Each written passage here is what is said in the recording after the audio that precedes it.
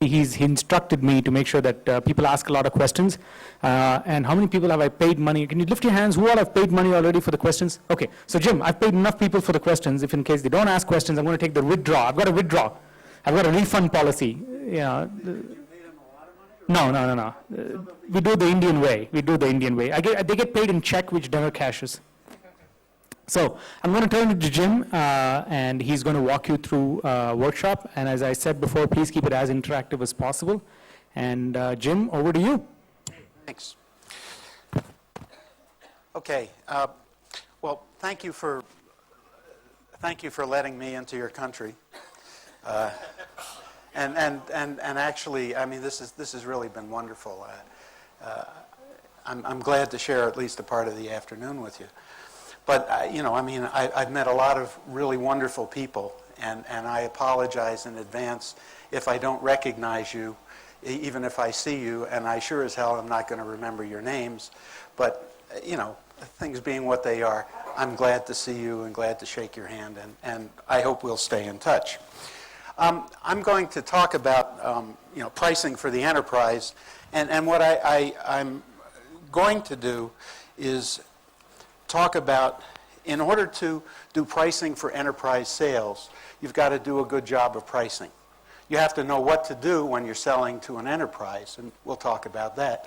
But I'll also take you through a quick trip on just doing software pricing, okay? So here, you know, for those of you who are pressed for time, here are the 4 takeaways, and now you can leave. Okay. There are lots of dimensions to pricing, more than just price level, as you'll see. And, you know, the pricing model you use can affect your ability to sell into enterprises, and which, by the way, enterprise can mean anything from a medium-sized company up.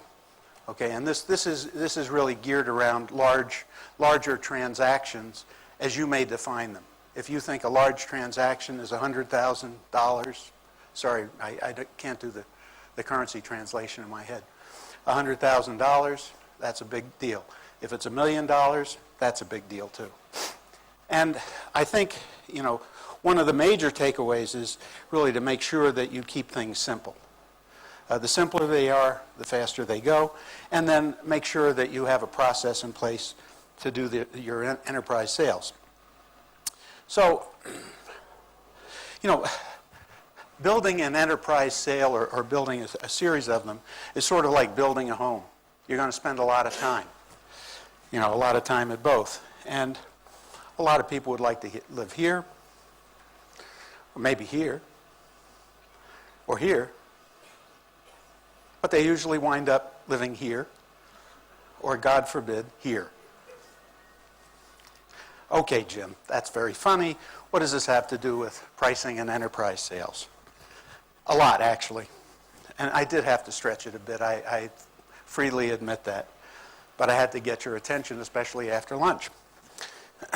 Well, first of all, in order to do an enterprise sale, you have to, it always starts with a good product. But it doesn't end there. If you're going to do an enterprise sale, you have to construct it carefully, build, you know, on a solid foundation. Make sure that you've designed the enterprise sale properly, that it scales, and you can't do this ad hoc. You have to plan in advance. So what it may mean, though, you have to make trade-offs.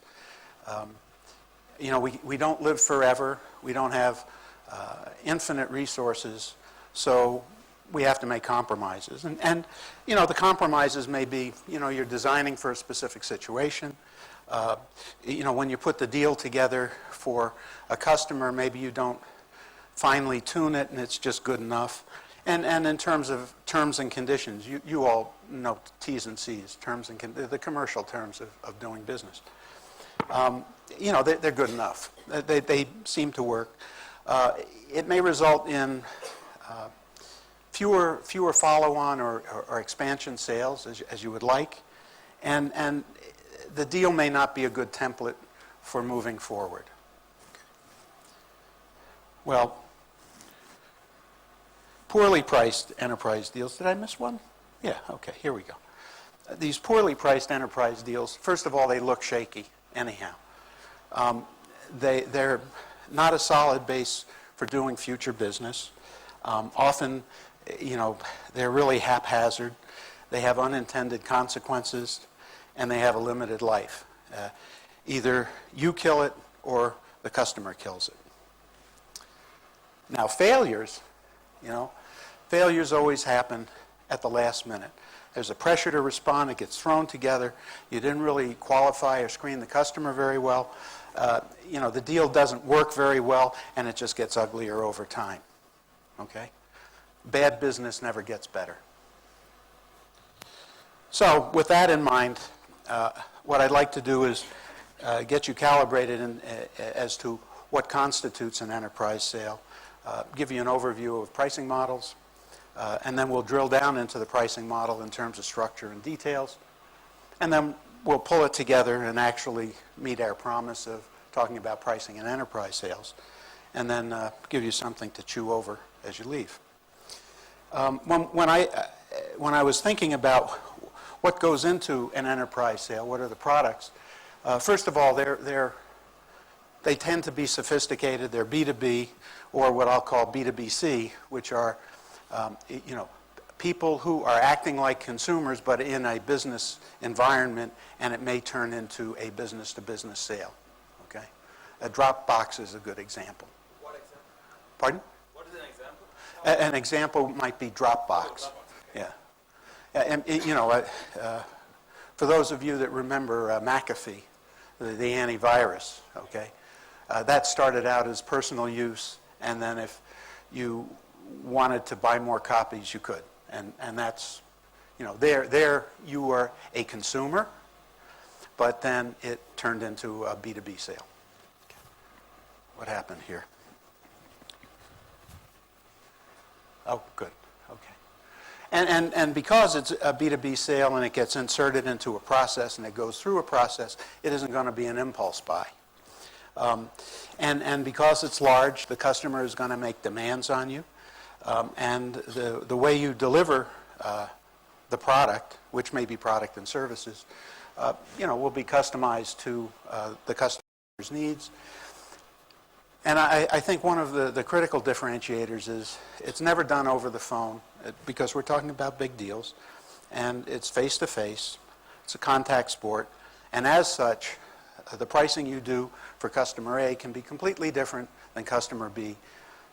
I would recommend that the deliverables are different, but they don't have to be. Unless you're in an industry where people talk to each other. And if they talk to each other and the deliverables are simple and they find out that they got a bad price, you're in for trouble. But in any event, in general, B2B sales are, pricing is not transparent. And it really doesn't matter how the benefits are delivered, whether it's on-premise or it's hosted, who cares?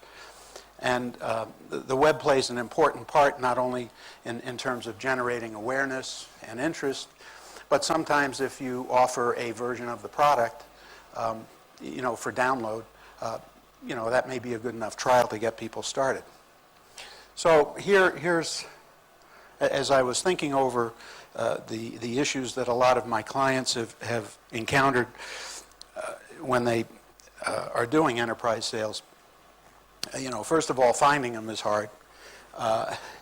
Many of them are RFP or RFQ situations, and often it takes a long time to respond, and if it doesn't take a long time to respond, it takes a lot of resources. You can have one person working on it for a week, or you can have two people working on it for a half a week type of thing. The sales cycles are long, almost by definition. Many times there's excessive discounting, and then finally you wind up having to live with a bad deal until you get sick of it.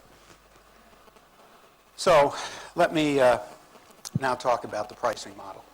And what I'm going to do is help you understand what a pricing model is, and then we'll dig into some of the details. And many of the details, as you will see, first of all, they came from the Pune workshop and other workshops I've done. Thank you. many and other workshops I've done, but I'm not going to go into as much detail.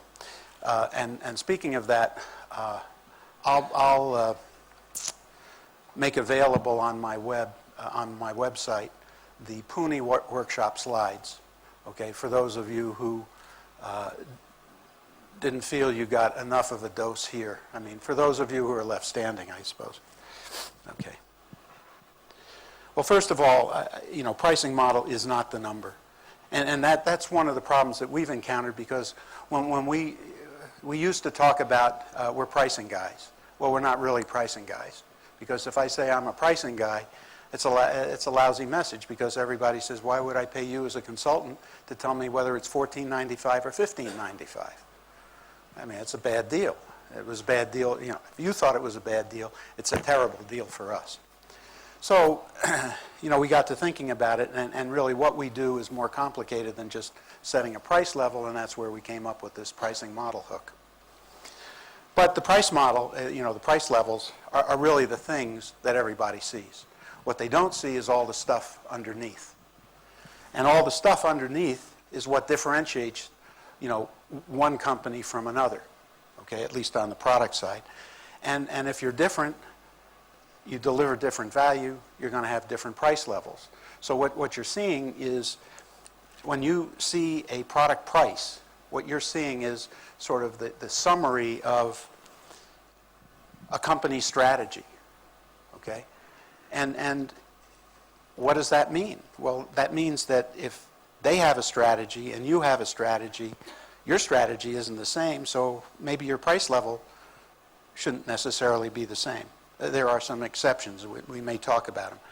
Now, everybody talks about business models, revenue models, and pricing models, and what I want to help you do is make sure you understand the difference, because I'm not going to talk about business models, which have to do with revenues and costs. I'm not going to talk about a revenue model, which has to do with customer acquisition and retention. I am going to talk about a pricing model. That's the heart of all of that. And a pricing model consists of two things. There's price structure and price level. How many of you have gotten involved in pricing? How many of you have liked it? A lot of hands went down real fast. Pricing can be a career-limiting activity. And unfortunately, if you do it right, nobody notices. If you do it wrong, everybody notices it. I think of it as infrastructure, which is, and my definition of infrastructure, I think is unique, because I've never heard anybody say it this way. Infrastructure is anything that ought to be there, and you complain about it when it isn't. I mean, just think about it. Okay? So, pricing model, we have a three-layer pricing model. And that pricing model is really in the context of who the target customers are, your target market.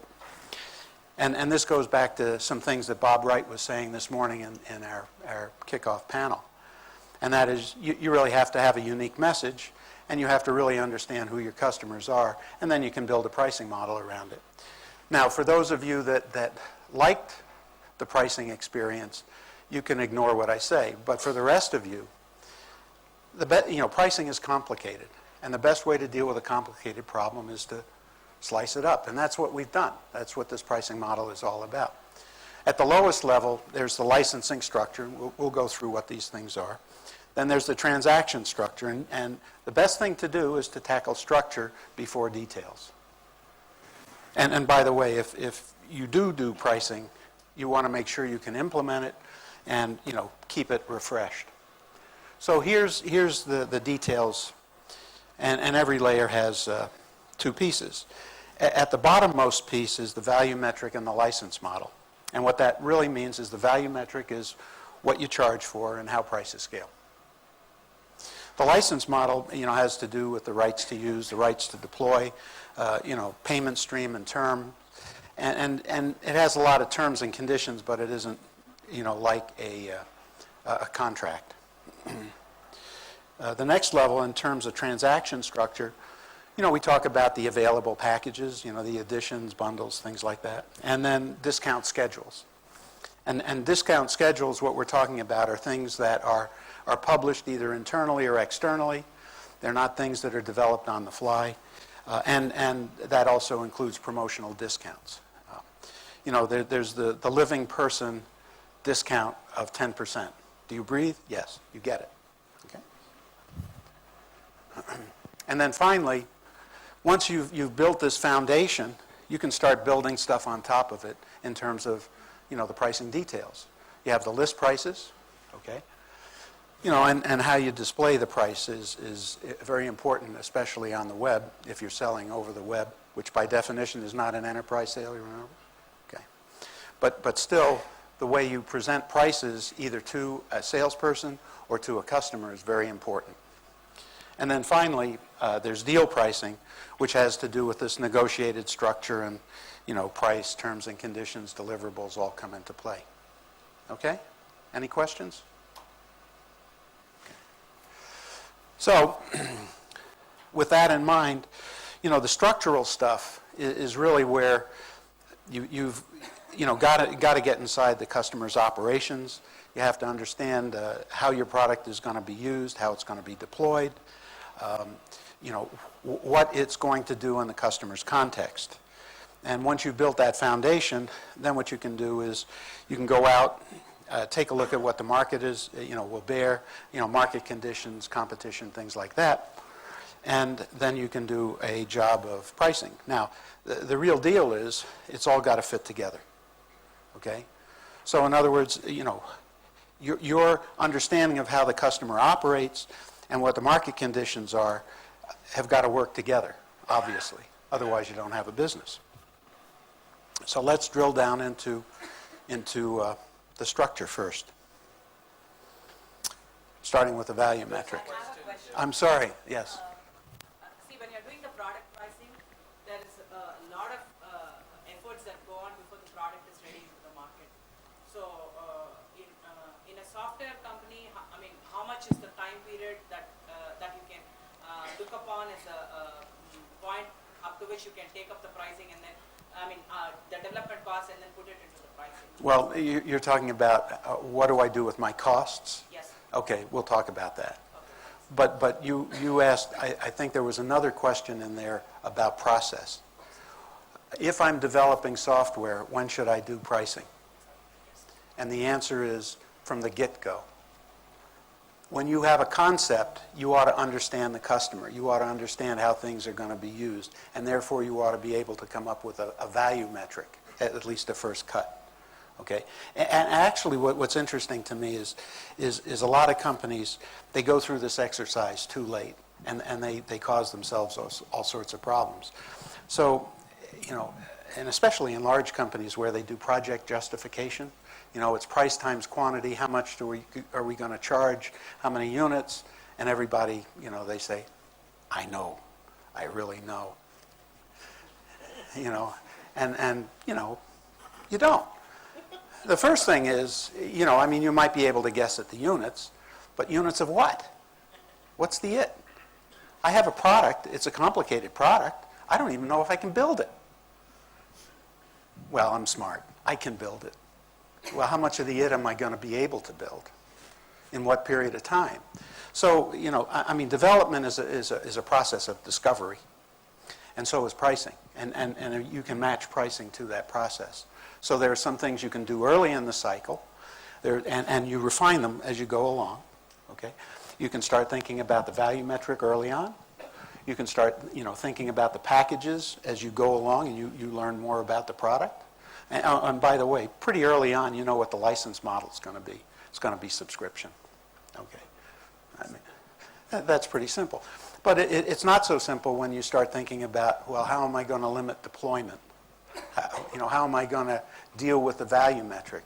And that's one of the big traps that a lot of people get into. SaaS applications are a little different, but one of the big traps that people get into is, they decide they're going to, license a product on a per user basis, but they don't put the hooks in the code so that you can measure how many users, right? And that's called a trust me license. And I do trust you, I really do, but I also would like to verify, We had an American a while back who screwed up our economy called Ronald Reagan. That was his thing. That was probably his most positive contribution, in my opinion.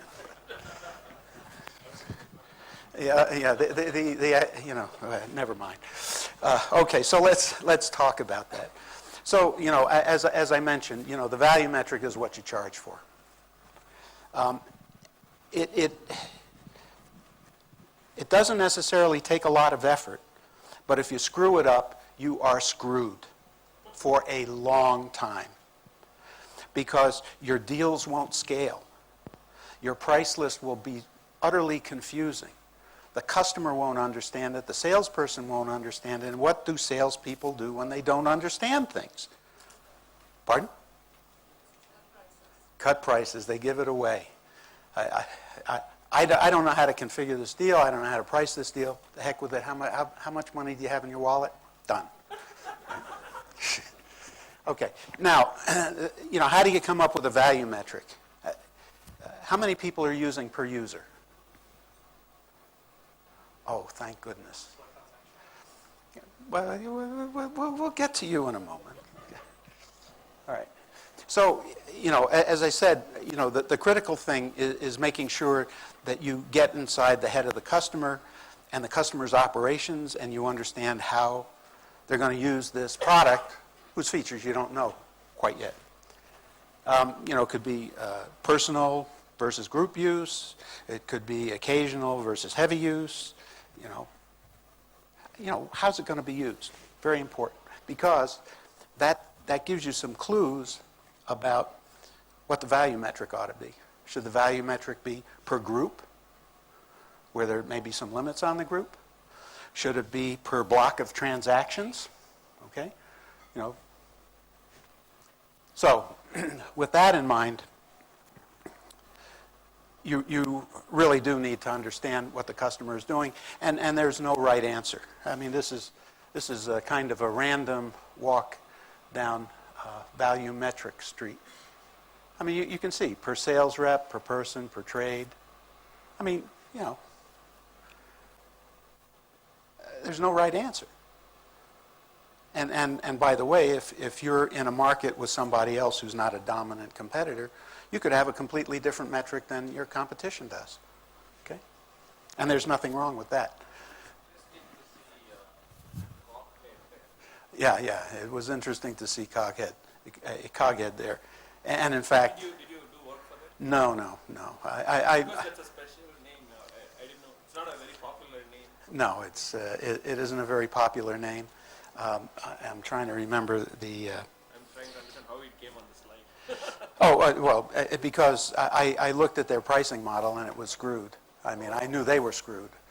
And they in fact, flipped the company. I mean, that's a good way to get unscrewed, I suppose. Well, we did some work with Progress Software. You guys know that. And we were working with the channel or the partner manager, the partner channel manager. And we're going to do a webinar on pricing. What else do we do? So I said, hey, Colleen, will you tell me something about the people that are going to be on the receiving end of this? Tell me something about what do they do, how are they doing? Tell us how they charge for their stuff. So she provided this list. And the people in the green with the 3 pluses were doing real well, reasonably well. The people with the 2 pluses were, and the people with the red, single plus, they were really struggling. Okay. Well, she gave it to me in a spreadsheet. What do you do when you look at new information on a spreadsheet? You screw around with it. So I sorted it. I sorted it by per user and everything else. And then, of course, you don't just sort one column. Sometimes I do, but not this particular time. And the per user was sort of a mixed bag. Pardon? Yeah, a fair amount of reds, right? But it was a mix. This shocked the hell out of us. I always suspected it, but I never had any data. And you take a look at all of these metrics, and I know you can't read them, so I will.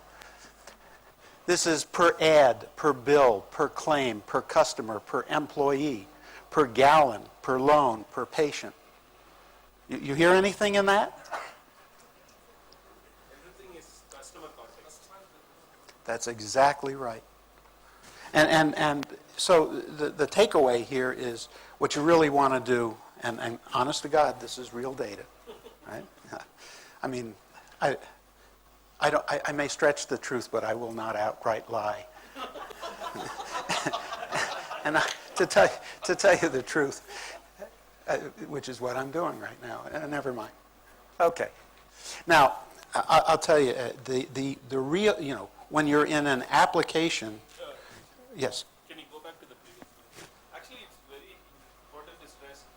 The previous ones were all the developers, software developers. They thought about how their software works and then priced it. Yeah.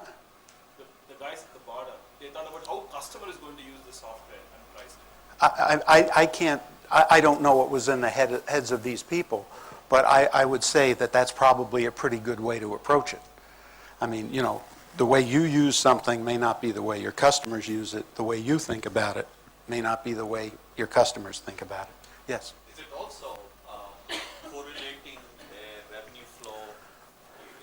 If I get money for, if I'm sorry. Ranga, did I pay you any money beforehand?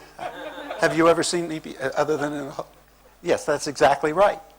Because when you align with a customer's business, you're aligning with how the customer makes money. And obviously if they make money, they'll give it to you. Oh, they'll give you lots of it, if you're lucky.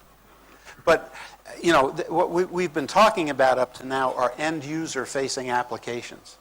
And it's pretty easy. I know my customer. I can talk to my customer. I can always talk to my customer, whoever they are. But the people that have the biggest problem are the people that are in the stack, that are serving developers. My favorite example or obvious example is Oracle. Right? Oracle's in the database business, right? So everybody uses a database.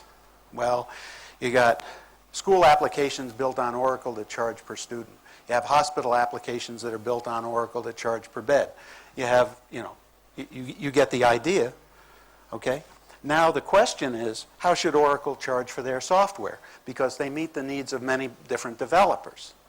That's where you get into a real problem. And if you, how many people are in the stack as opposed to customer facing? I'm glad to see that not that many people are in a deep barrel, but there you have a much different situation, and in fact you may need multiple metrics. You may have no other way around it, okay?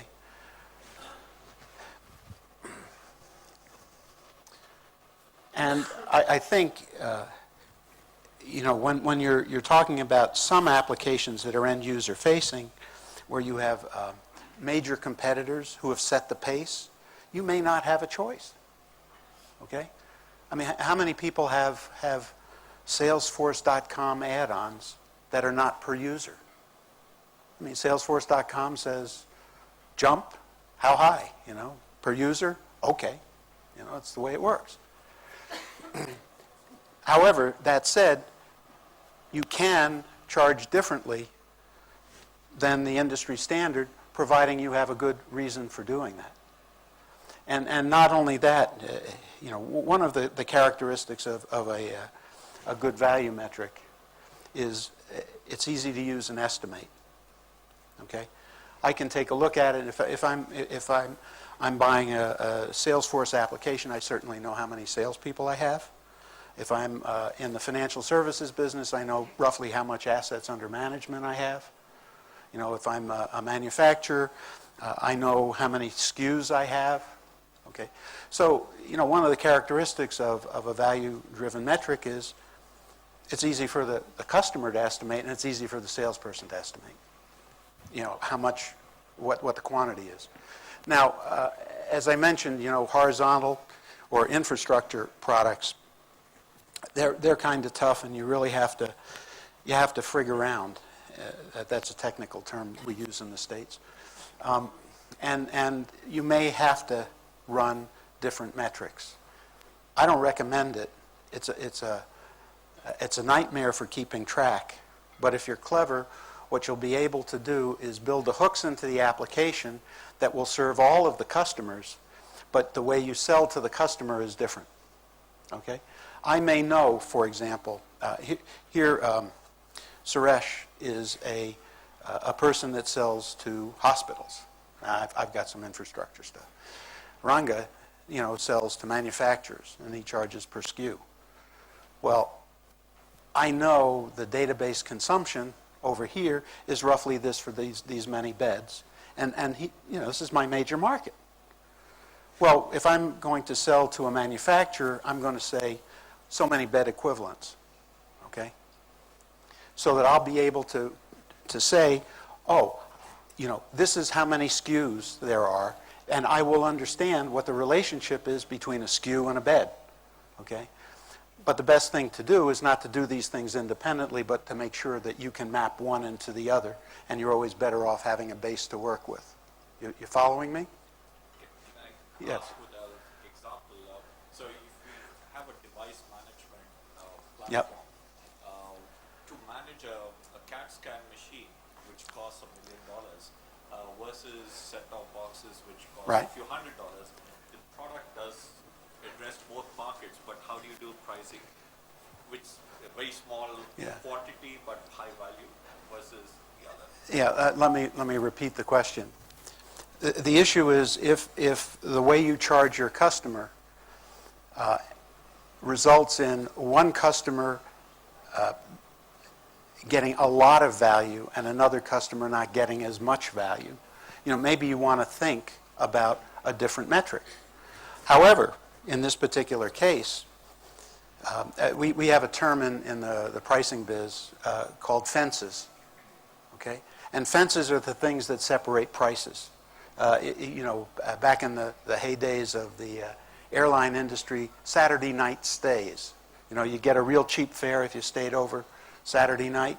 Well, that separated the business travelers, because most of the business travelers wanted to get home on Friday, right? And what it did is it appealed to the cheapskates who were willing to jack around their schedule in order to get the best price. So in the case where you're dealing with a hospital who has high value items, and you're dealing with somebody who's trying to control a network, and there are lots of low volume, low dollar value but high volume, you could charge differently. You say, over here we charge per medical device, okay? Over here we charge per node, whatever it is, okay? So you could do that, because chances are the hospital people aren't going to bleed over into the network people. Yeah, that part is easy. Now, what happens when you have a huge hospital that has a huge network and a lot of devices, Unless you have a different offering. Yeah, well, you can have a different offering in something like that. I think it's all in how you construct the deal, okay? Actually, I want to go back to the Oracle example. I'll be right with you. Yeah, go ahead. No, sorry. So the Oracle example you gave. Yes. Oracle is saying it's core-based pricing instead of. Oh, wait. I was talking about how Oracle might charge the end user applications. Now we're talking about bonehead pricing. What is that? Bonehead pricing is something that you have to be a bonehead to do. How many people know how many cores are inside their server farm? You do. That's because you own the server farm. Yeah?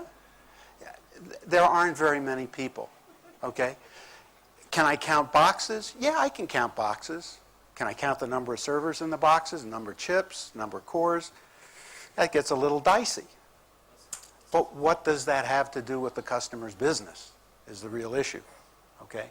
And I would just urge you to find metrics that make sense, that are, even I could estimate it. I'm not going to go around to every server and pry it open and destroy the chip saying, 4 cores. Yes, please. Oh, I'm sorry. From Cores to processor. there was a company that moved from cores to processors. Yeah. Yeah. So I'm totally confused now what they are trying to achieve. Well, can I join your club? I'm confused. I don't know either. As I said, well, and by the way, this is a real good lesson in following your competition. You better hope they know what they're doing. Sumit, I'm sorry. One quick question, a bit of conceptual though. So you started off as saying that price has two aspects. One Yes. is price level and price structure. Yes, that's Now, right. what I understand from the discussion till now is you're largely talking about pricing structure. Absolutely. We are down at the structural level. That's right. So you start with pricing structure and then go to Absolutely. pricing level, or do you Absolutely. go the- Well, let me ask you something. I mean, a lot of people here are developers or live with developers or, I mean, did you start coding right off? I mean, you might hack around, but come on. When you're designing a product, you design and then you code. Well, when you're designing a pricing model, you design before you code. So that's the structure is really the design. Okay, the price details is the code. Okay. Yes, I'm sorry. Yeah, so say while we are saying you need to charge based on the use cases. That's right. Right? That's right. But say when the use cases are so much and the pricing model get confused, say let's take an example. We have an application which cleans your contacts, merges, duplicates and all that, right? So if I'm a normal person, normal individual, my contacts would be less than 1,000. Yes. If I'm a normal sales guy, that would be say 5,000. Yeah. If I'm a VP or something, Yeah. my contacts would be lakhs. Right. Right, so if for a web application, if I'll show all these prices to the user, like who you are and this is the price for this, then user might get confused and he won't click on the order now.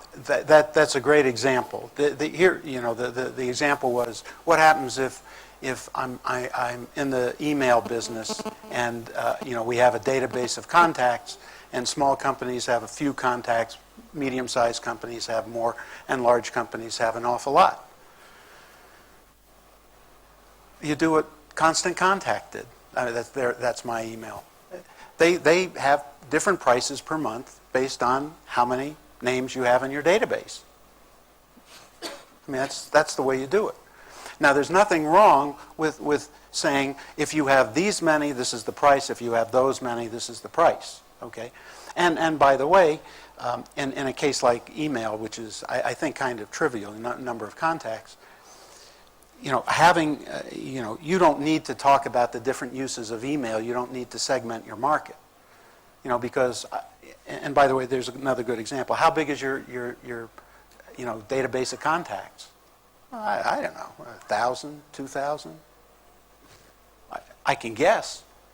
But if you ask me, how many characters are you going to send out over the course of a month to your contacts?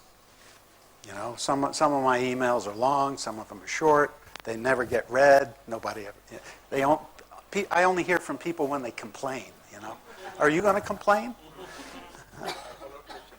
Yes. I said, like, if you take an example of the email database, it's very difficult to define the value for the customer because some customer may be Yes. very high-end customer, some may be similar. Yeah.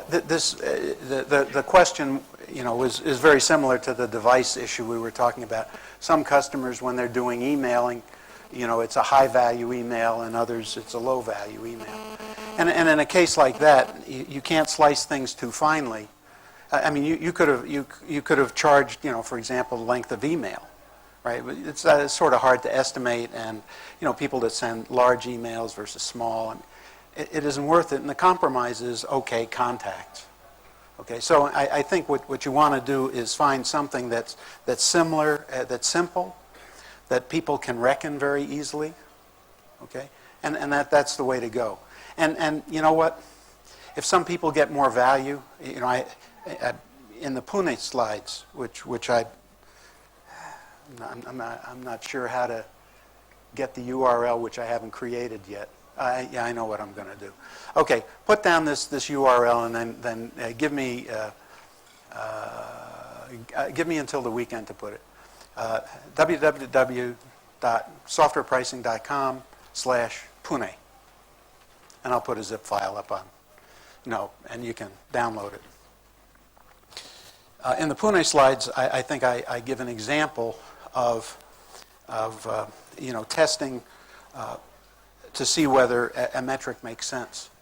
And that's what you really want to do. I mean, you want to take two nearly identical situations and say, can I break this value model? So here I have a case of, I have the same number of emails going out, okay, in both cases. This one goes to financial clients. This one goes to, my golf buddies, of which I have 10,000 or whatever it is, okay? Well, the golf buddies aren't going to generate as much revenue as the financial guys. So is per email user, per contact, the right one? Yeah, I guess so. I mean, I don't have a choice, okay? But if you wind up, in a situation where, the example that I had in the Pune slides had to do with partner relationship management, and they were charging per user, per registered user, okay? And the question you have to ask is, if you have two organizations with the same number of registered users, but one of them is filled with partners, partner relationship management, remember. One is filled with partners, the other has very few partners, who gets more value? I'm in the partner relationship management business. So the one that has more partners gets more value. So don't charge per user, charge per partner. Well, what happens if I have a ton of users who are on top of, a ton of partners? Okay. So you give the users away and you charge for the partners because that's where the value is. Okay? Making sense? Yes? Can you turn on the mic or somebody turn on the mic so everybody can hear? No? Okay, yell. What the hell, I'll walk. Business delivery kind of approach for value-based metrics, like the direct impact or the direct revenue generation you can generate for the customer in an enterprise product, which directly impacts their revenues. Right. Would you consider a pricing strategy where you get charged per lead you generate or per a sale that you can build through your This is a slightly different question. How should you extract, the value that you create? Yeah. And I think in general, people do not like to pay taxes any more than they like to pay tolls on a highway. And that discourages people from using the application. If I use more of it, I have to pay you more. Yeah, I know I'm making more money, but I'm not going to tell you how much I'm doing. I'm not going to tell you what my revenues are. I'm not going to tell you, the value of my prospects or anything like that. That's proprietary information. You don't want to have anything like that. You don't want to share in it. You may charge according to revenues. That's okay. But you want to hide it in a way so that nobody perceives, well, you're taking a dime out of every dollar. Because that you make that obvious, and then people view it as a tax, and you get into a mess. There was a question over here. Is this application to one that fits best? Do you have any example? We had a customer who could charge per user or per patient. And they were in the drug trial business. And the number of users didn't necessarily reflect the value that was going to the institution that was running the drug trial. But this particular client felt that that the number of users represented the value that they were extracting from the drug companies, and we felt that the drug companies usually pay on a per clinical trial, per person that participates in the clinical trial basis. And I think in that case, it's pretty obvious. At least it was obvious to us. It wasn't obvious to the client. And I'll tell you truthfully, the client didn't like it. They said, nope, we're not going to do it. They ignored the advice. But I think that's a case where you have to be open to thinking, to considering a different way of thinking about how you're going to charge for stuff. That help? Yes. Yeah. So, similar case, if I am delivering something using, like, we try to use some of the cloud platforms that are there, like Azure or Yeah. Amazon. So they charge us based on bandwidth use, which is too difficult for us to arrive at when we go to. I'm shocked. I'm shocked. Here we have a development organization that can't estimate bandwidth, and Amazon and Azure, they all charge for bandwidth. Yeah, but when They're all boneheads.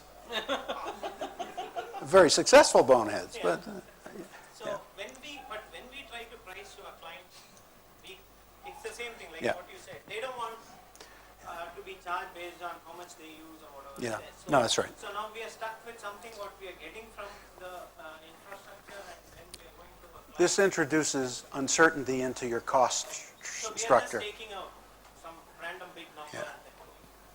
and then Try not to make it so random, Make it a big number, that's okay, but don't make it so random. No, but that's how you deal with risk in your variable costs. If you don't know, you sort of say, well, what's the average going to be? And you know you're going to get beaten up by some customers, and you'll make it on the others. But that's a way of dealing with it. Now, I mean, if I were Amazon or or Azure, I probably wouldn't be here. But if I were going to be here and I had all those resources, I'd probably think a little more carefully about how I did it. Okay, I might charge per megabyte of source code. I mean, just as an example. Jim, Yes. I have a question.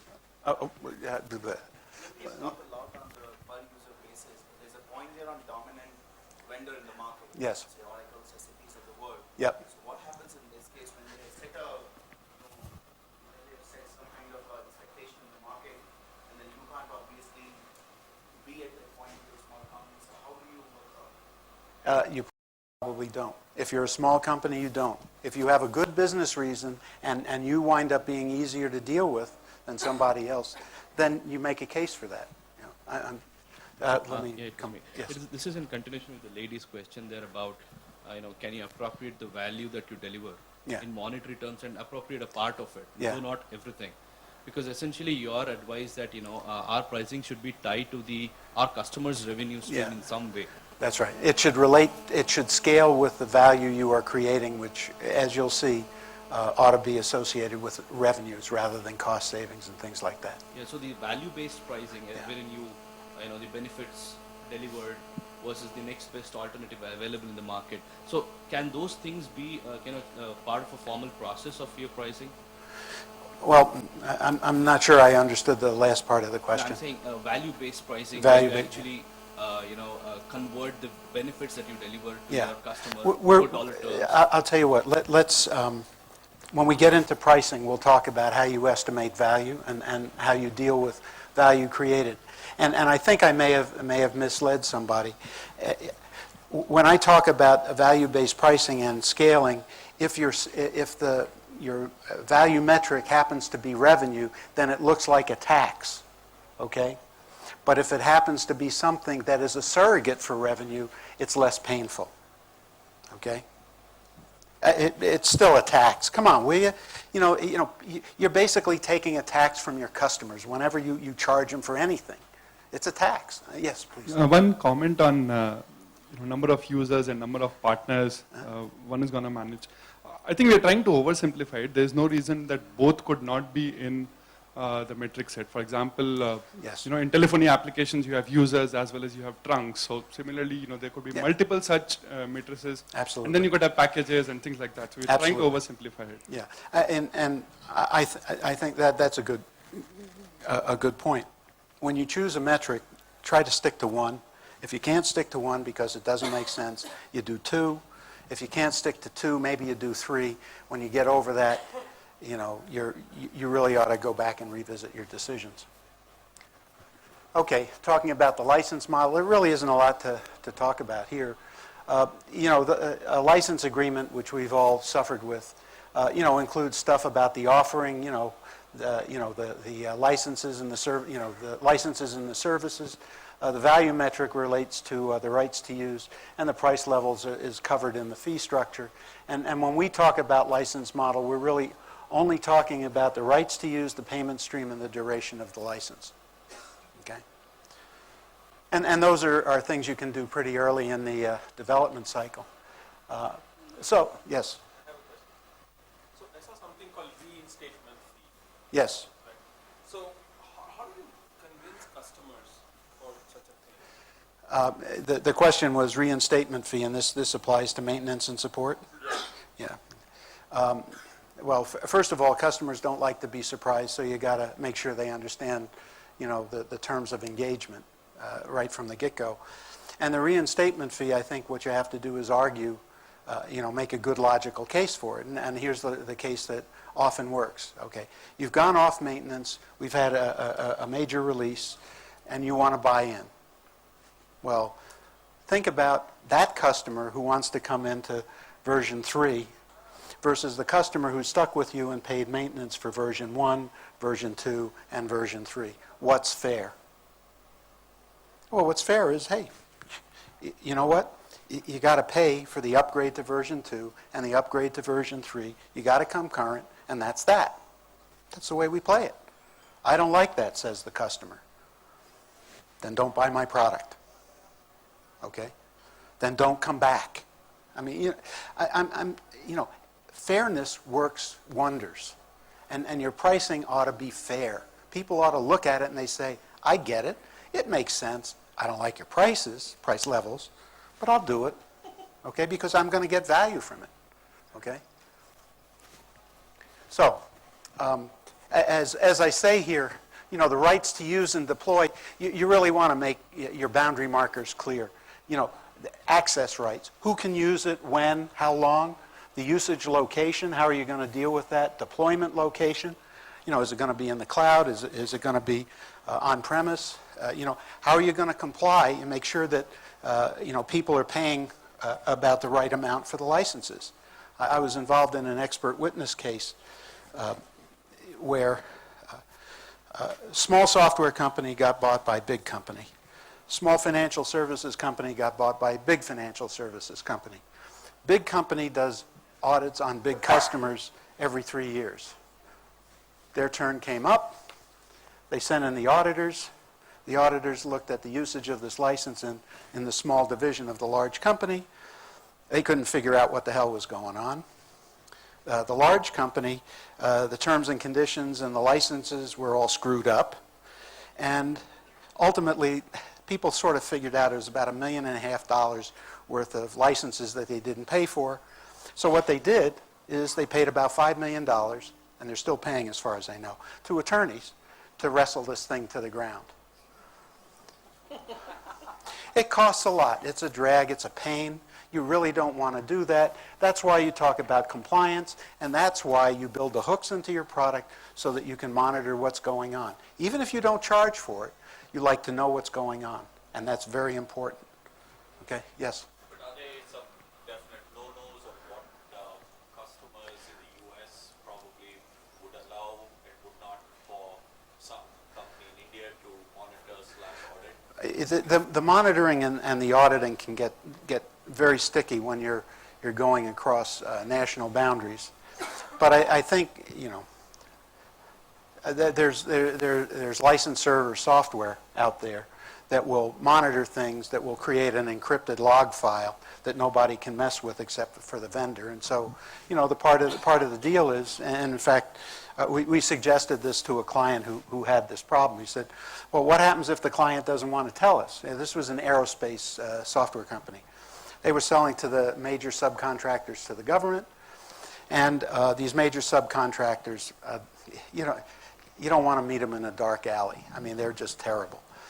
So here's small company, 50 million, small, relative to big company, multiple billions, and they wanted an unlimited right to use the software.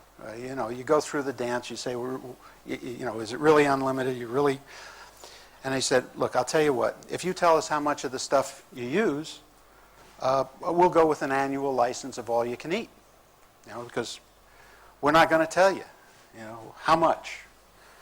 Well, if you're not going to tell me, it's $10 million. How much is it if I tell you? 2? Okay? If people are going to take something away from you, then you ought to charge them for the privilege, right? Let me say something about payment stream. Usually what happens when people are putting in a new application is you don't get full value immediately. It takes a while. It either takes a while for people to come up to speed on the application, or it takes a while for the application to go throughout the company and for the company to derive value. And if you take a look at these two payment streams, which one looks a little more reasonable? I would contend that this one does, because, you've got modest payments, that are kind of related to the value that gets delivered. Whereas here, the customer takes all the risk and has to put up a lot of money before they see full value. Okay? That's why subscription makes a lot of sense. Now, by the way, if you take a look at those two payment streams, maybe I can do this. What is the difference between this and I pull this down and I raise these up? An annuity is an annuity. It just turns out that there's a bigger front end. So just on a financial basis, you could convert one to the other. But, it looks like a financing play here. Yes? So what's the typical conversion percentage from perpetual? What's the typical conversion percentage from perpetual to subscription? What is the temperature in Chennai tomorrow?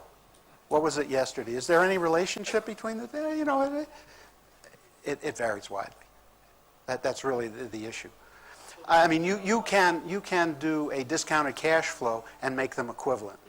Okay? For how many years? That's a good question. At what discount rate? The point is, yes, you can make them equivalent, but it's up to it's up to you as to what the time horizon is and what the discount rate is, and then it's also up to you as to whether you want to move your customers into subscription or into perpetual. Because I can make I can swing the DCF one way or another. Okay? So, okay? I guess it gets more comparison if your competitor is in one pricing model and you're in the other. Then when they try and do an analysis, they would probably do a discounted cash flow to see. I think you also want to be, mindful of how the product structure is going to evolve, and we'll talk about what I mean in a moment. Are there going to be lots of product variations, or are you going to have an option strategy where you can remove features or you can add features? Are there going to be a series of modules? Are they all going to be bundles of different sizes? Those are the things you need to think about. And then as you're constructing these packages, you need to take into account partners. If you're selling through a channel, can they handle this pricing, this product structure? If you're going international, is it going to play well overseas? And finally, the logistics, which have to do with your own back office operations, which includes, how you control stuff. All right. So I've given a lot of thought to that, and now it's time for me to put a package together. The packaging, the available packages. So what I have to start with, and it always starts there, start with the customer and work your way back inside the company.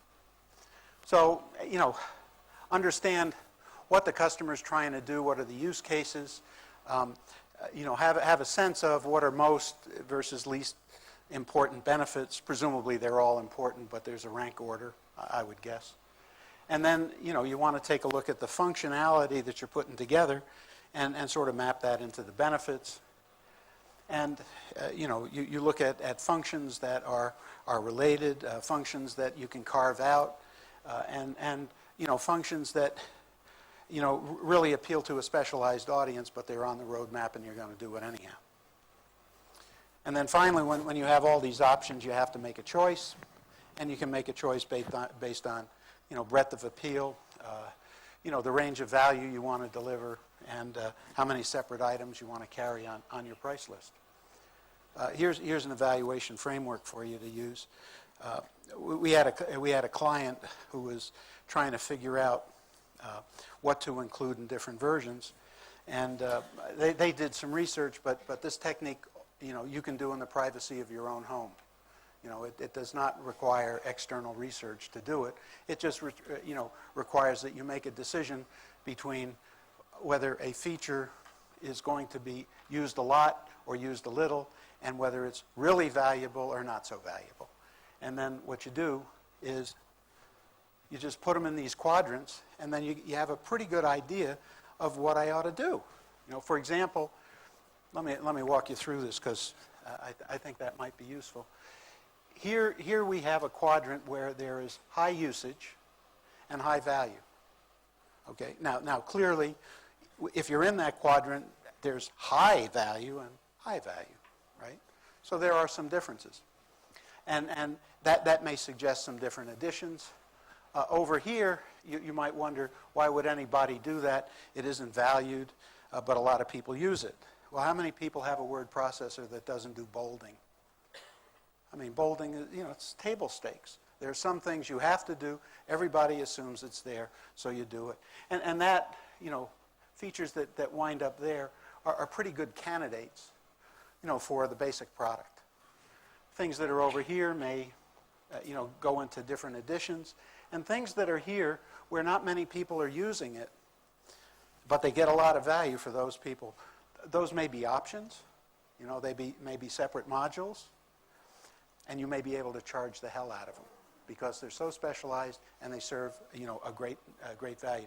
And by the way, if you run a development department and you have a lot of things that live down there, you probably ought to fire a few developers. Or yourself. Huh? Or yourself. Yeah, well, I didn't want to talk about firing yourself. Usually what happens is the boss fires the workers. And I was just using the American model. What happened to the? Okay, so, and when you're putting together these available packages, we came up with the scheme of driver products. You ought to figure out what products are going to lead and which ones are going to follow. Okay, it simplifies your life in a lot of different ways. Here's an example. We have a product portfolio of some sort, and here's a product, and here are a bunch of options. You can't buy options without buying the product. So the product's the driver, okay, in this case. Here you have a product with multiple additions. Pick one of them as the driver product. And I'll show you why, later on when we start talking about pricing, price details. And if you have a product line, usually there's one product that's the high runner, the strategically important one. And what you do is you focus your effort of pricing on that. And when you price driver products, it's a lot easier to price the other products, as you'll see later. Another thing, and again, a lot of this is geared around, this particular thing is geared around sales and customers. Okay, I have all this stuff, how does it fit together? And if you have some sort of a conceptual framework for it, you'll be much better off. This was a case of a company that had a whole bunch of modules, and they'd configure them together, and then sometimes people would want to take those modules and use them as building blocks, and sometimes they wanted to sell them into vertical industries.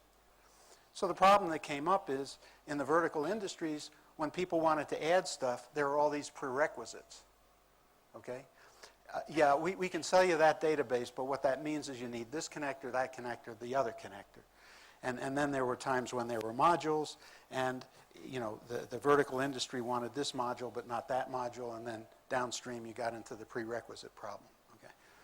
So what happened was they took their base products, and you could order these modules separately. They also bundled them into something they called a core offering, So you could use those building blocks. No prerequisites. No prerequisites. Self-contained. And here were solutions that were bundled together, no prerequisites. And then there were add-ons that could go either way. So what you begin to see here is a product line that kind of makes sense. It's got a rhythm to it. I know that's an unusual word to attach to a product line. But, you know, if you look at this, you sort of say, oh, I understand. Because, you know, if I told you what products went into each of those things, you'd say, yeah, I get it. Okay? I hope you would. Here is an example of a complex product structure. That thing at the top was the single product that drove all of the prices of all of these different products. Sure. Yes. Yeah. What is the good strategy in terms of relative pricing of this? I mean, do you give the base at a very minimal cost so Yeah. that people go and buy? Now we're into pricing strategy and price levels for a structural issue. Okay? Yeah, we'll get to that. Yeah. But you know, I think that's a good question, and you have to have your eye down on the ball down the road, and that is really important, because when you're putting together a price list, how complicated do you want to make it? Okay? And you certainly don't want to make it that complicated. And to, you know, further, what's going on there? Okay. And by the way, if you're working in an organization where you see a price book that has lots of product variations, lots of variations on a theme, you know, chances are what's going on is people are trying to meet particular customer needs. Years ago, there was a company called Honeywell, right? And they got acquired by, and they got into trouble. So, of course, they got acquired by a French company and got into even more trouble. Don't ask me why. And their price book went something like this. Because I was working with the pricing guy at the time. Show me your price book. He said, okay. How do people do deals? I mean, how do you use this price book? He says, well, you know, what usually happens is people, you know, a salesperson goes to a customer, configures it, puts a price, and that becomes a page in the price book. Okay? So whenever you see very complicated pricing structures, what may be happening is you may be trying to satisfy a particular customer need, and what we're talking about here is something that serves the whole customer base, except when we get to deal pricing. And you want to make it easy to understand in a presentation. That block diagram went one way, but you know, this is pretty typical. You know, the additions are clear, what you get with all of them versus some of them, and which ones are options. Okay, I mean, you know, think in those terms. Let's talk about discount schedules. Okay. Would you give me $10? I'm sorry. You know, give me 1,000 rupee. Would you? Yeah? No? Oh. If I told you what I do for it, would you give it to me? Yeah, the answer might be maybe, right? But the point is that discounts, it's your money. Okay? It's like, you know, charging the customer the list price and then giving them money back. Now, Suresh didn't want to give me any money. Well, I think the same thing holds true. If a customer says, I want money back in the form of a discount, you say, why? It's my money. I'm not giving it to you. Oh, you sure as hell are, because I'm going to buy a lot of stuff. Oh, I'll give you money. Okay? Oh, I'll buy that new product. Oh, okay, I'll give you money for that. Or I'll bribe you to do something. You know, it's the way politicians get elected. But what is the meaning? Yes. Most of the time, this may be utterly wrong, but the logic seems to be companies jack up the price and define it as list price. Yeah. Expect the customers to negotiate with you. Okay. And then give it away, give away the discounts to psychologically satisfy the customer that they actually got something through the negotiation process. And in which case, the discount is really not your money. You are built into that to satisfy the psychology of the customer. Well, it is your money. You just didn't expect to get it, and indeed you didn't. Look, I mean, if you're setting a price level, Is this a right thing? well, is this the right thing? If it works, it's right, and if it doesn't work, it isn't right. Look, I'm playing. I've got to keep you entertained. It's the end of the afternoon, but look, the point is that there are some industries that expect discounts. There are some industries that you're always dealing with purchasing agents and they expect discounts, so you'd be best off to build that in, okay? However, having said that, if your discounts are too great, then a couple of bad things happen. Number one, nobody takes your pricing seriously, and number two, they're going to say, What is the bottom? yeah, how low can you go? And I'm going to spend a lot of your time, and a lot of salesperson's time, and a lot of your resources finding out, okay? And that's why, if you're going to do negotiated discounts, which we'll talk about in deal pricing, you don't want them to be real big, because if they are real big, then you have troubles. How do you make the price reasonable? With scheduled discounts, which is what I'm talking about here. Okay, in scheduled discounts, all you have to do is qualify. It's a standard discount. I was talking about the living person discount. Do you breathe, Suresh? At least half of it, right? He's exhaling now. Okay, great. You get the discount. If I have a new customer and you're a new customer, you get the discount. I'm not arguing about that. It's on my price schedule. Okay, and actually my discount schedule, and it's pretty easy to administer. Now, the other types of discounts, which we'll talk about in deal pricing, are really tougher to deal with. These are the negotiated discounts. They're done on the fly, okay?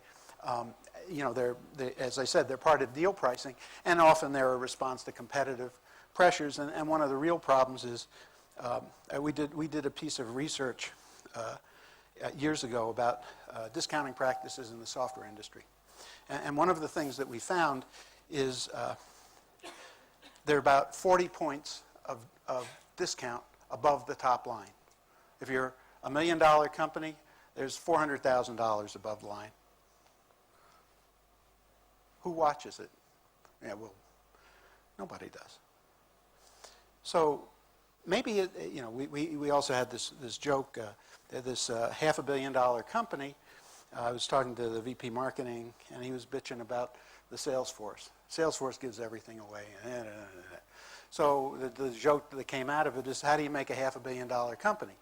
Well, you start with $750 million worth of product and add Salesforce. So, how you spend those discount dollars can be very important, okay? You don't want to, just throw it to the winds. I mean, put those discount dollars to work for you for important deals, and we'll talk about that. Or for market segments that you want to get into, okay? This is something that not very many companies do. But this piece of research where everybody was leaving 40 points, we took a finer look and we saw there were these people who were trackers and people who didn't track. Tracking meant I have an idea of what's going on. I don't have any numbers. Versus the other people who said, who knows, who cares? It turned out that the 40 points were the same, but where the difference lay is in how much of it was scheduled discounts. And the people with scheduled discounts, were about 25 points, and 15 points were negotiated. The other people, it was roughly equal. So the point is, if you are doing negotiated discounts, try to institutionalize some pieces of it, okay? And that winds up being in the scheduled discount box. Yes, I'm sorry, wait a minute. Yeah. Okay, I have a question there. What I understand is you say make your customer do something extra, make him work for that discount. Yes. Right. What I've noticed recently, and this happened to somebody I was noticing. Okay, I'll tell you. This is something that we did. What we did was we had this pricing strategy, and we said we wanted to do this, work and then get So we said if you can get another couple of, some of your suppliers and Yeah. and do a group billing or group Yes, purchasing, right. I'll give you those discounts. Right. Eventually, unfortunately, what that happened is some of those people, now there could have been certain customers who were very willing to buy it at a certain price. They saw that discount, went about chasing Yeah. and doing all of that stuff, and we missed out on that sale immediately, or it got a little delayed. So making somebody work for those discounts on occasions may be a little counterproductive. It may be, but when I was saying work, I meant not necessarily going and doing your sales task. No, that was just an Yeah, example. but listen to that. I mean, that's a very useful idea, and in fact, we've used it when you're selling to multiple divisions in a company. You say to a customer, and it works really great on a subscription basis, if you can line up another division, I'll give you X percent. If you line up two divisions, I'll give you greater percentage. Not as much. I mean, the total will increase, but not as much. And you do that for three divisions. By the time you have four divisions, and three plus the original, you're in pretty solid, and you don't give away anything after that. Okay. So there's nothing wrong with giving discounts as incentives. You just want to be clear on what the incentives are. In the back of the room? So what about channels? Channel resellers expect, automatic, give us a 30 Yeah. or 40% discount, let us do with it what we want. What's Yeah. your opinion? I'm sorry, I only answer questions from Indian National. Yeah, I know, sorry. No, when you're dealing with channel discounts, my advice, first of all, those are scheduled discounts. And they expect it. Are you in the channel? Yes, you get you're on this discount schedule. Do you do certain things as being a channel member, then you get certain discounts, and usually they're volume driven. But that's the way you handle it. In terms of setting prices, your best approach is to understand what the end user price ought to be. And then you give discounts to the channel based on what they do. And usually, and you also, there are market pressures and there's sort of expectations in certain industries. But, the point is, you really ought to start with what the customer is willing to pay, because that's what the channel is going to, try and get out of them to make their spread. Thanks. Does that help? Yep, thank you. Okay. Here's a typical volume discount schedule. There are a bunch of tiers. If you buy this much, you pay full list. You pay this. If you buy more, you pay less, and so forth. You've all seen these schedules. And if you, and I would recommend, if you have a tiered discount schedule, you get out your spreadsheet and you plot volume versus revenue. And too many times you see this sort of thing. And what happens is if you make that discount obvious, that discount schedule obvious to a salesperson or to a customer, what will happen is they'll say, okay, I want to order 1,000 of these things even though they only need 750. Because the price for 750 is more than 1,000.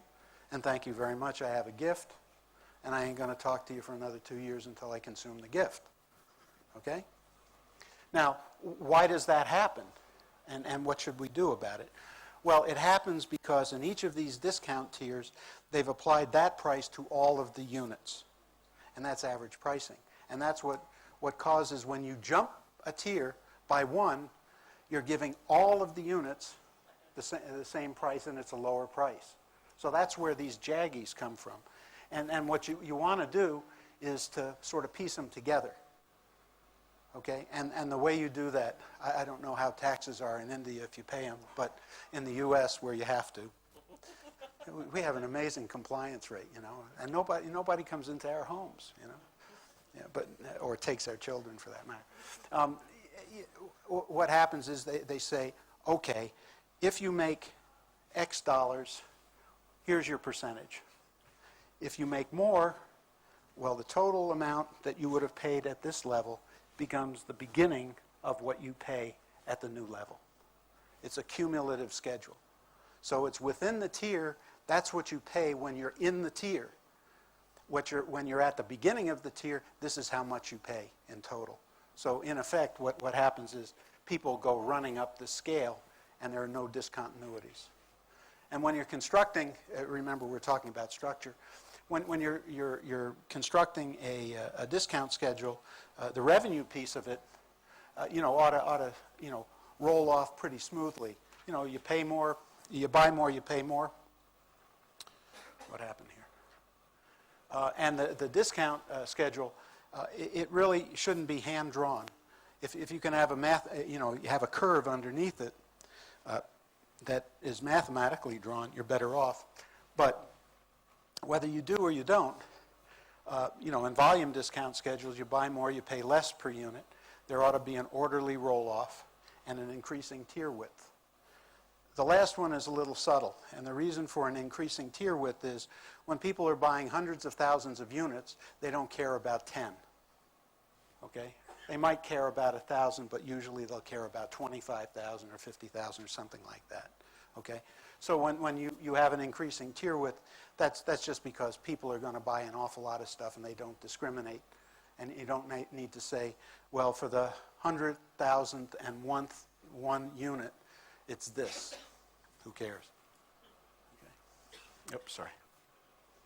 Okay, here are some different types of discounts. And if you're going to have a discount, and it's going to be a scheduled discount, you ought to have an objective. Okay? And these are some pretty typical ones. Volume-based. What your objective is to increase the unit or dollar volume. If you're introducing a new product, you want to have an introductory discount. Time limited to drive-in sales.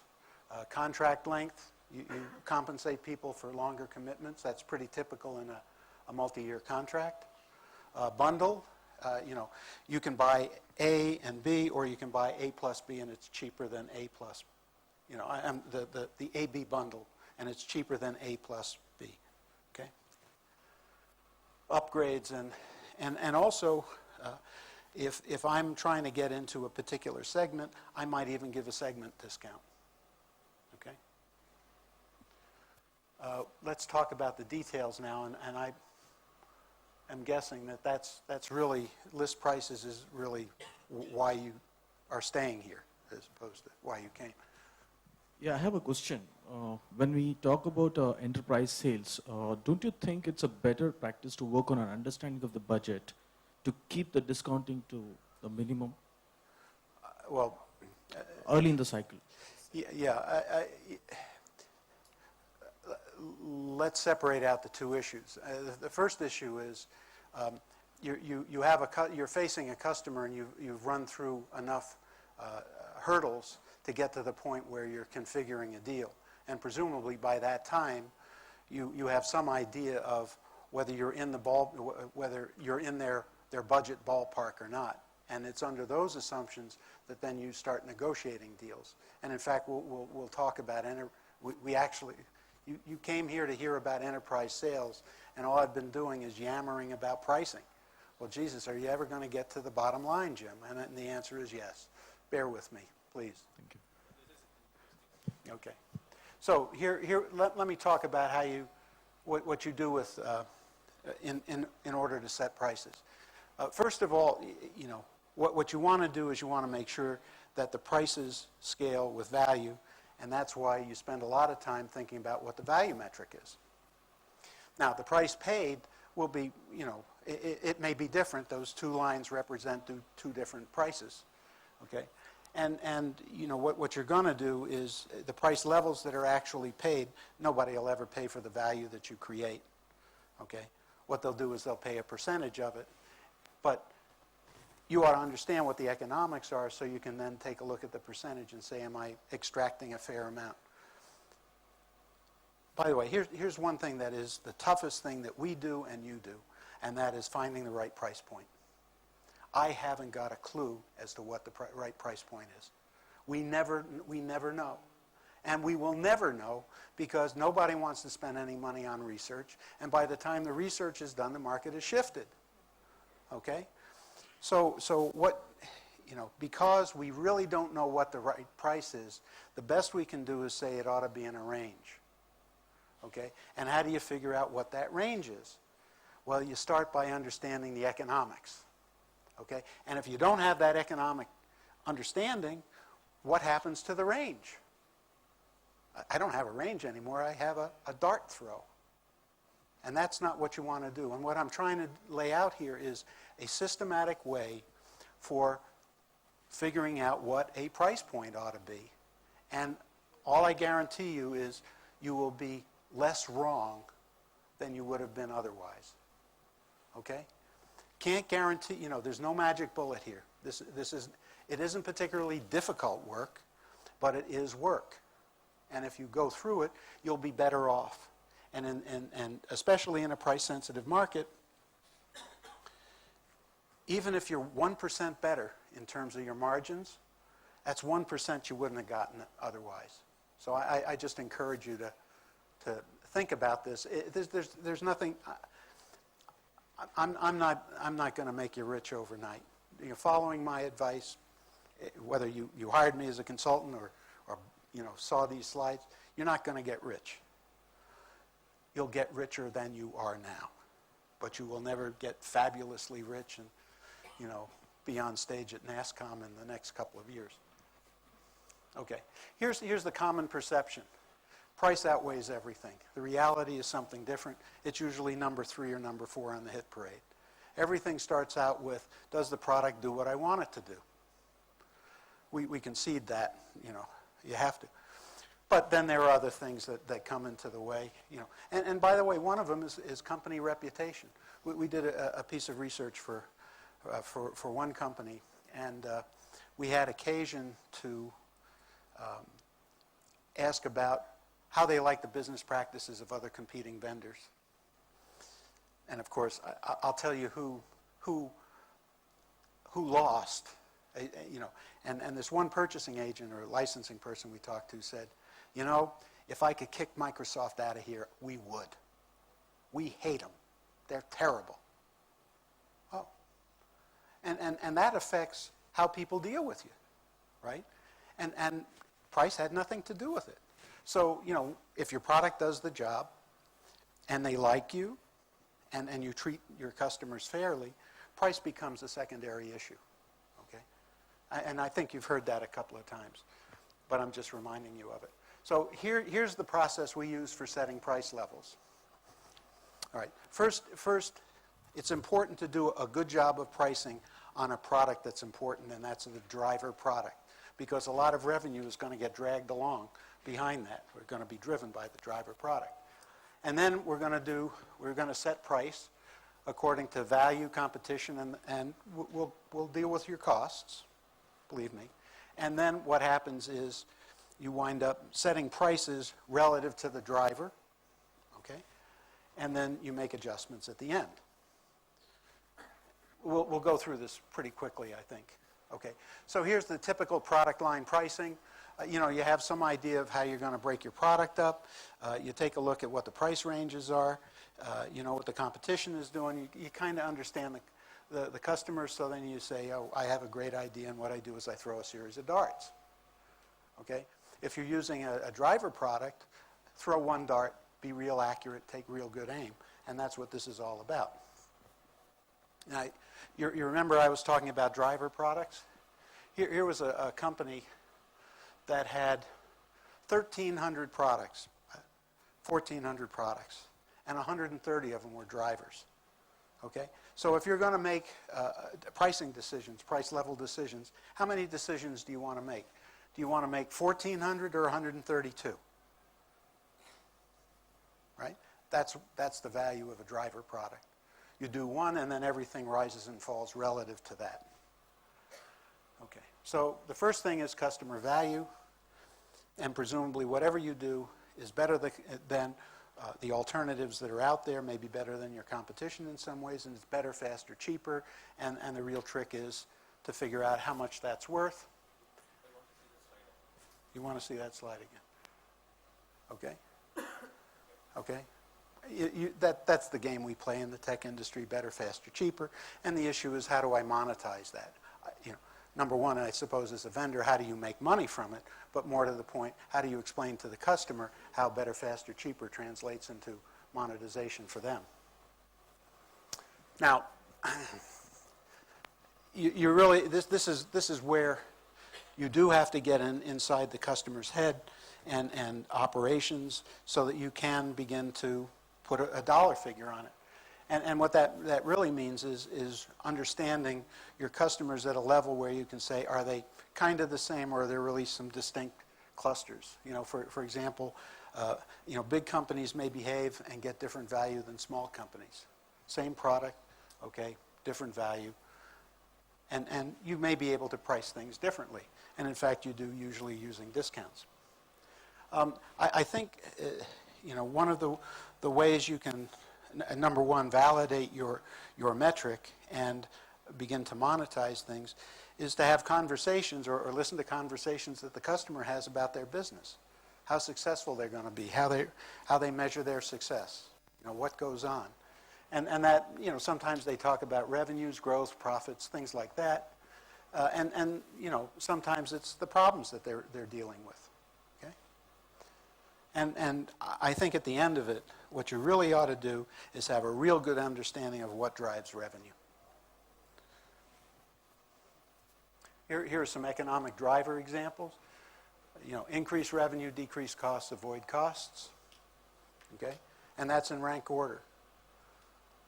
People will buy the hope of increased revenue over the hope of decreased costs, okay? And if you're lucky, you'll have a conversation about the hope of avoiding costs. And when you assess the impact, you also need to take into account the other considerations, which have a lot to do with, you know, risk, you know, the timing of when these things are going to occur, and what the associated costs are, which include things like, you know, getting the product not only one time but ongoing, the changes that are going to take place internally, because this is an enterprise sale, so people are really going to take a look at it. They're going to take a look at how much it's going to cost me to bring it in and how much it's going to cost me to insert it in my organization.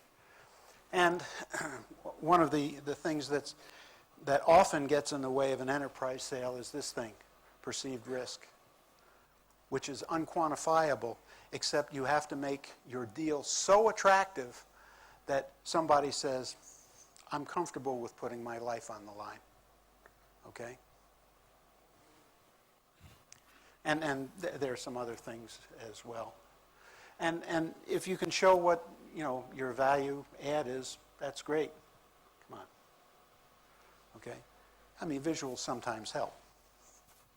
Now, if you've got a unique set of features, how much should you charge? Well, usually there's sort of an expectation of base product, and you know, your competition does all this stuff and they charge $100, or you know, what, 1 lakh, I suppose. You know, let's use a lakh, I suppose. That's a large enough.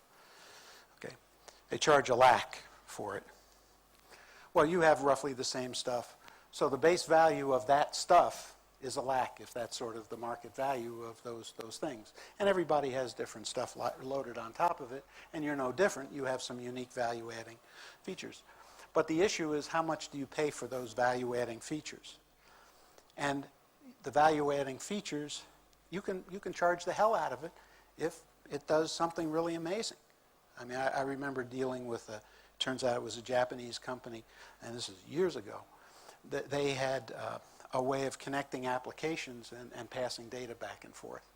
And, you know, I'm trying to remember, it was just modules. And when you connected 2 small modules together, it was pretty cheap. When you started connecting SAP, you know, it was like $25,000. So you had $100 items and $25,000 items. I mean, it's a little whacked out, but the point is that if you were connecting SAP together, which was virtually impossible at the time, 25 grand was a bargain. And the 100,000, you know, the $100, sorry, I went back to dollars again. The $100 was a pretty reasonable price when you were, you know, connecting access databases. Now, it is always useful to, you know, talk to your customers about prices, but not directly. Okay, you want to get a sense of what they're doing and how much they'd pay to get that thing done.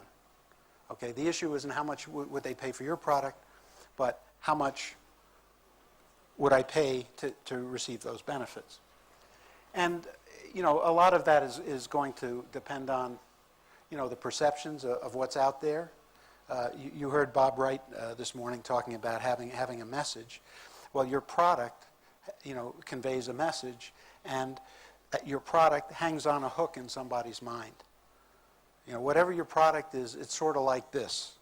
Now, if you don't like the sort of like this hook that you're going to be hung on, then you better be very clear about what hook they ought to hang it on. My favorite example is back in the days when supercomputers were a big deal, and they were a couple of $1 million, there was a company in Texas that came up with one that was 20% of the price, 80% of the processing power. And Digital Equipment came out with one too. It was, you know, an extension of their product line, roughly the same characteristics, 20% of the price, 80%. Well, the guys in Texas were very clever. Not that people in Texas are particularly clever, but these guys were, especially our previous president. Sorry. Anyhow, I'm sorry I said that because it's taking my mind in different places. Anyhow, the guys in Texas said, this is a mini supercomputer. Mini supercomputer.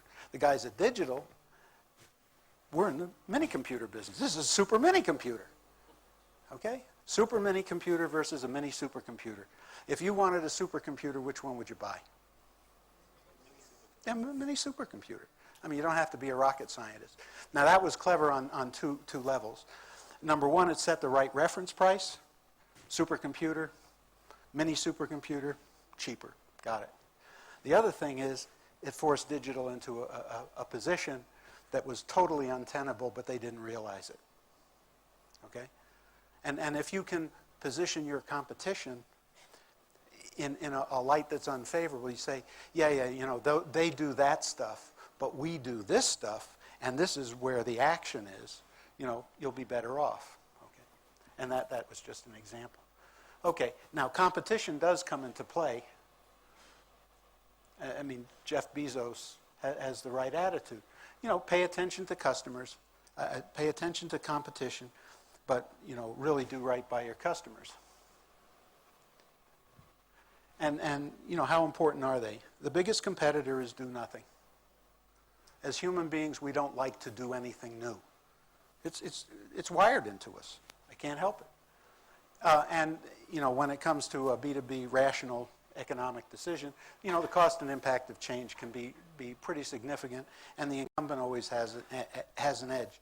So if you can find a way so that you can take a customer who may have an alternate solution and change the way they think about what they're doing, okay, with your product, so that they don't have those benefits and they want to get those benefits, you're no longer going head-to-head with an incumbent. Because if you go head-to-head with an incumbent can give stuff away to keep the customer. And from the customer's perspective, they say, let's see, I can go to my incumbent, the devil I know, and he's going to give me a lot of stuff. Or I can go to the devil I don't know and rip and replace this person, okay, destroy all that value, and then recreate all that value here, which has a lot of risk. So never go head-to-head. Figure out a way to position around it. And not all competition is the same. Some have more resources than others. Some are executing a business strategy. Sometimes you just get caught in a crossfire. You know, you have a broad product line company, and you have a piece of that product line, and they give that piece away so that they can get the rest of, you know, their product in there. And I think if you're aware of things like that, then you can deal with them. But, you know, I think if you follow the competition, it's really risky. You know, they'll take you over a cliff. And if you followed Salesforce.com without $200 million of venture capital, you would be over a cliff. Okay? Be mindful of the competition, but don't follow them blindly. Costs. What customers care about is what you do for them. They don't care how you do it. They don't care about your ROI, how much, you know, what your investors are expecting, anything. Okay? And, your costs, it reflects your ability to manage your business. Has nothing to do with the customer, okay? And that's all the customer cares about. Now, when you were assessing whether prices that we're thinking about make sense, and that's what we're talking about here, do a back-of-the-envelope calculation because it can do wonders. Here's a case of a $250 product. I think I'll sell 4,000 of them. I'll generate $1 million worth of revenue. Okay? Well, it turns out that revenue may cost me $100,000 to generate. So I have $900,000 of margin, and I can spread that around. Then the issue becomes, is the amount of money I'm going to put into sales and marketing enough to generate the prospects that convert into the customers who will buy that quantity? And is $250K enough for the product development people to develop the modules that go into packages that support the price? I don't know the answer to that, and you don't know the answer to it, but you know if it's wildly out of whack. And all you're really trying to do here is make sure you're in the ballpark. And then you do these last two steps, setting. Where did the first $100,000 go? Huh? Where did the first $100,000 go? Into generating the product delivery. There was $900,000 of margin after $1 million worth of sales.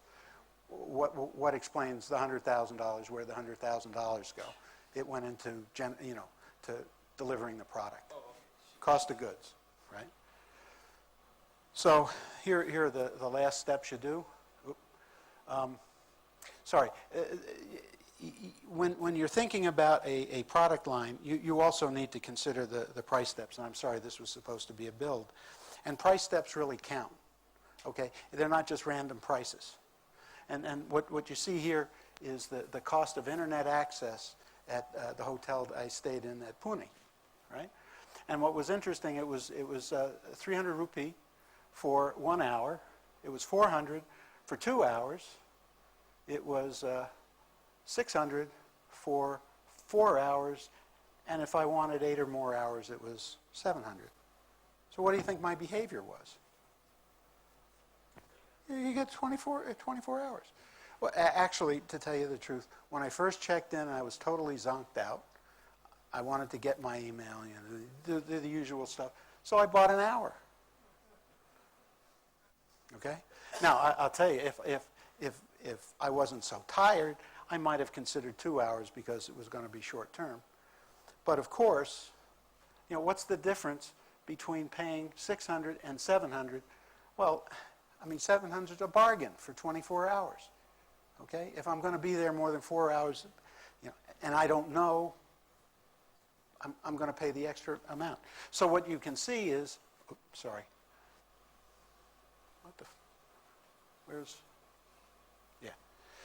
So what you can see here is these steps affect people's behavior. And when you're setting price points in a product line, you want to watch out for these steps.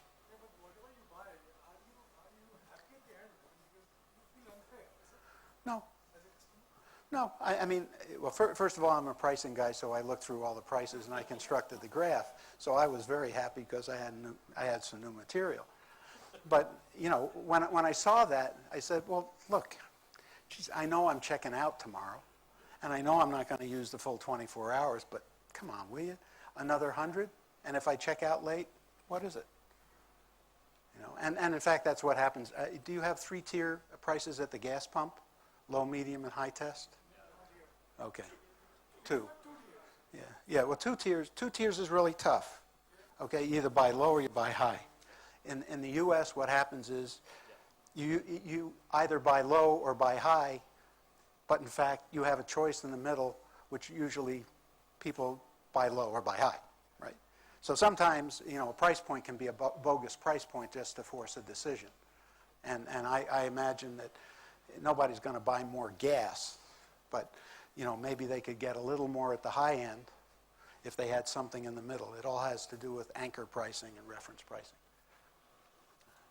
Okay, and then finally, when you've come up, you've gone through something that makes sense relative to the economics. It's going to cover your costs. It's in line with the competition, and then you got to make adjustments. And the adjustments depend on a whole bunch of things. And now we actually get to this presentation, and we're going to talk about deal pricing, and this is really where the enterprise stuff is going to come into play. And deal pricing really only ought to apply to big deals, and big from a company perspective, not a sales rep. And the steps are pretty easy. You configure the deliverables. Price is important at 2 points. You know, are you within the range, and do I get the best price, best value? Okay, those are the only 2 points. Everything in between is noise. Okay? So when you're doing a deal, the first thing you want to do, if you qualify, is configure the deliverables. Okay, here are the deliverables, here's the price. I don't like the price. Well, what do I take out? I'll reconfigure the deliverables. Is this price okay? I don't like it. But you got the deal right. Okay, and if you have the deal right, then I'll start negotiating, and then you negotiate the deal, and some of the stuff is going to be price related, and some of it's going to be value related. Not everything is reducible to numbers. Okay, for example, if I don't want to pay for first line service, okay, you can pay for second line service. Your internal people, pick up, the first line stuff, and we're going to charge you so that, you're just not. We're going to charge you based on the number of calls to our first line, our first tier service, second tier service, behind your first tier to make sure that you're not overwhelming us and you just didn't cheap out on us. Okay? There. This was a great quote by the guy that runs GE. With prices we charge, we're too sloppy. There may be $50 billion in discretionary pricing that nobody knows about. I mean, if you guys had that problem, I'm sure you'd be tickled pink. But, for a company like GE, $50 billion that's just rattling around because salespeople gave it away is a real problem. And in fact, this is known as a price waterfall. Some of you may know about it. Here is the list price of these products.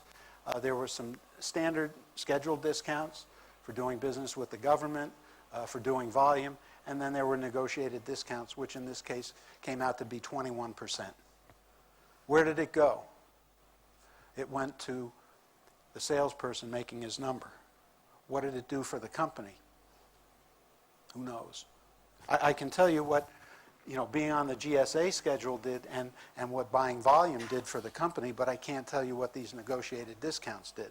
And that's why it's important to at least be aware of them. And also, this is what you see in most companies. The transactions are all over the place, especially at volume. And how would you feel if, and I'm sorry, the axes are, this is the amount of the discount, this is the size of the deal.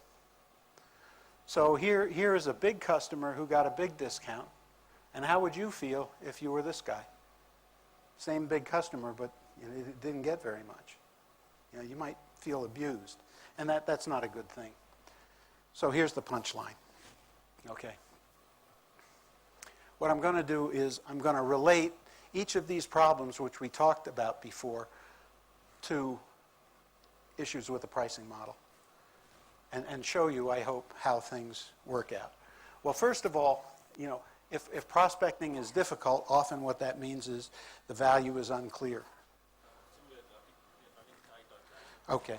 I have these 5 slides. 5 points. Okay? I'm sorry. Okay. Prospecting is difficult. That has to do with the value metric and maybe list prices. You're not delivering enough value. Okay? Here's a value prop that reflects things. If you have an accounting package and you save time, is that as compelling as collect money faster, so many days faster? These were some economic impact analysis we did for a client. More development output, shorter time to benefit, things like that. Sorry if I'm rushing. Lost track of time. If you're slow to respond to an RFP, it may be hard to configure the deal, which has to do with the value metric, the packages that are available, and the discount schedule. If things are too complicated, it gets messy. And one example is, Here are a couple of customers. They had 500 SKUs for 80 products or 4,000 for 140. And here's another customer with 27,000 SKUs. And it was a $6 million company. And they had a PhD chemist running their price book. Long sales cycles, often that's because of complicated pricing caused by a combination of list prices, the packaging, and the discounts. And if you take a look at your driver products, it's always nice to have fewer price points, okay? And when you do this sort of price banding exercise, it's a lot easier to do pricing because now you figure out which price band a product ought to be in.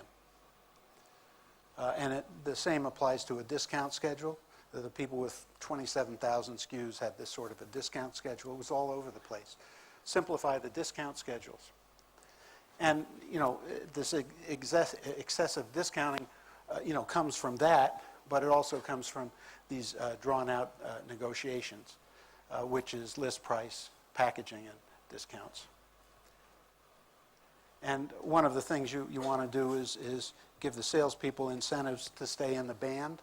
And if they go out of the band, maybe you hit them. You don't give them as much commission as if they stay in there. And packaging, can really help because if you have packages that look like this, and the customer says, I want all of that functionality at the low price, you say to the customer, which one do you want? I can give you all the functionality at a high price, or I can give you your low price but not so much functionality. You make the choice. Well, I can't make the choice. Then why are you talking to me? Let's stop. And the other thing is, when people are discounting, they often forget what the stakes of the game are. And here was a situation where somebody wanted so many units, such and such a discount, and that would have landed them on that particular point. But the real issue is they were asking for $787,000 worth of concession. Okay? Don't argue about the number of units. Don't argue about discount levels. Keep in mind the money.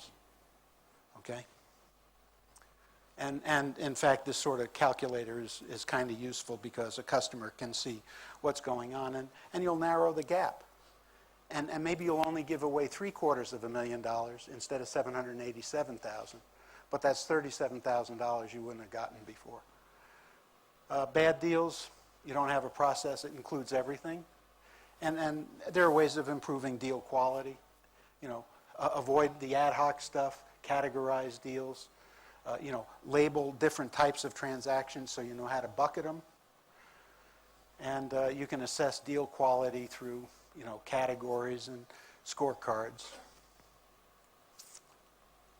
And here's the final thing. I hope now you see that when you package the deal and you're trying to get it, configuring, presenting is all wrapped around the pricing model. Okay? Has a lot to do with it. Price levels certainly have a lot to do with it too, but a pricing model can really influence what goes on in enterprise sales. Focus on revenue impact. No matter what you do, try to twist it around and say this is the revenue impact. There we go. And then, stick to your business. Keep pricing easy to understand. Make sure the customer understands you're aligned with value. Follow a process. Do things systematically, and then make sure that if you have a sales force or even yourself, try to enforce some sort of discount discipline. And if you do, then prospecting will be easier. You'll have faster response time. Sales cycles will be shorter. You'll get more from the discount dollars you are giving out. And you won't do as many bad deals. And what it really takes to succeed is a whole bunch of things coming together at the same time. That's it. I don't know why you're clapping for me. I held you over an extra 7 minutes, and that means much less tea for you. Guys, can you put the feedback slide up? Please give us some feedback, and Jim will be here for questions for the networking as well. Yeah, right? I'll be here for the networking, Yeah, and my flight this evening is actually tomorrow morning at 3 a.m., so between the end of this, I'll be around. Okay. Okay. Hi, Jim.